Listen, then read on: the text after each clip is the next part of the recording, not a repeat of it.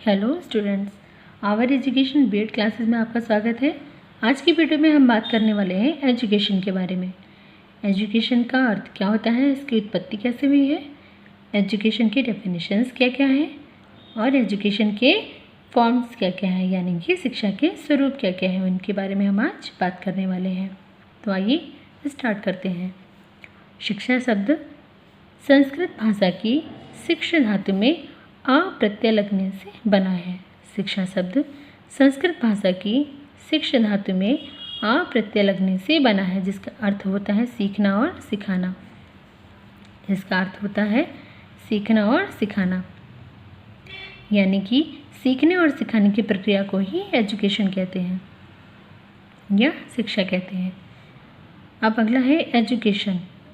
Education शब्द Latin भाषा के एडुकेटम शब्द से बना है।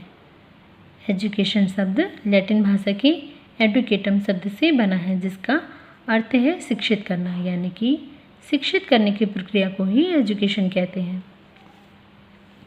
अब इस एडुकेटम को दो भागों में देखा गया है। एडुकेटम का ई, पहले है एडुकेटम का ई। ई का अर्थ है अंदर से बाहर की ओर, यानी कि हमारे अंदर जो क्षमताएं हैं, हमारे अंदर जो शक्तियां हैं, उनको बाहर की ओर लेकर आना। शक्तियों से हमारा अर्थ है कि हमारे अंदर जो कार्य करने की क्षमताएं हैं, उनको बाहर की ओर लेकर आना। डेको का अर्थ है आगे बढ़ाना। हमारे अंदर जो क्षमताएं हैं, उन्हें पहले अंदर से बाहर की ओर लेकर आना और फिर उन्हें आगे बढ़ाना। यही पूरा अर्थ है इस एडुकेटम का।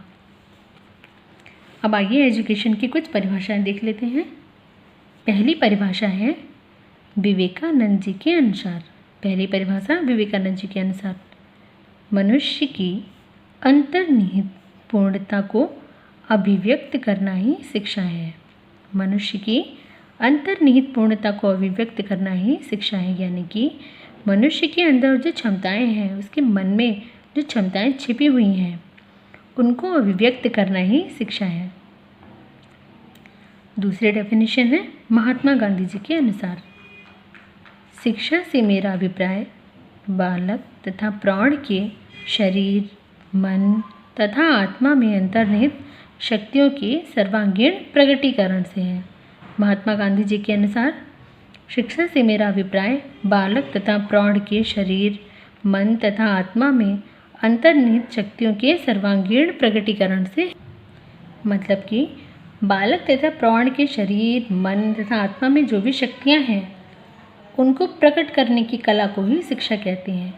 ऐसी प्रक्रिया जिसके द्वारा मनुष्य में, बालक में, उसके शरीर में, मन में, आत्मा में जो शक्तियाँ छिपी हुई हैं, उनके प्रकटीकरण को ही शिक्षा कहते हैं।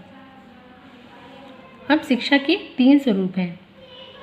पहला है औपचारिक शिक्षा, अगला है अनौपचारिक शिक्षा, तीसरा है निरौपचारिक शिक्षा। औपचारिक शिक्षा, अनौपचारिक शिक्षा, तीसरा है निरौपचारिक शिक्षा। औपचारिक शिक्षा यानी कि फॉर्मल एजुकेशन, किसी निश्चित समय व स्थान पर दी जाने वाली शिक्षा, जैसे विद्यालय और पाठशाला में दी जाने वाली शिक्षा को औपचारिक शिक्षा कहते हैं। जैसे हमारे स्कूल में जब हम पढ़ने जाते हैं, तो हमें स्कूल क्या होता है, एक निश्चित स्थान पर होता है और वहाँ पर एक निश्चित समय में ही शिक्षा दी जाती है, तो उसे क्या बोलेंगे, फॉर्मल एजुकेशन कहते हैं। अगली है इनफॉर्मल एजुकेशन, अनौपचारिक शिक्षा। ऐसी शिक्षा जिसे प्राप्त करने के लिए ना समय निश्चित हो, ना स्थान। जैसे घर पर मिलने वाली शिक्षा, समाज में मिलने वाली शिक्षा को हम क्या बोलेंगे, अनौपचारिक शिक्षा। क्या बोलते हैं कि घर क्या होता है, हमारी पहली पाठशाला होता है, परिवार हमारी पहली पाठशाला होता है।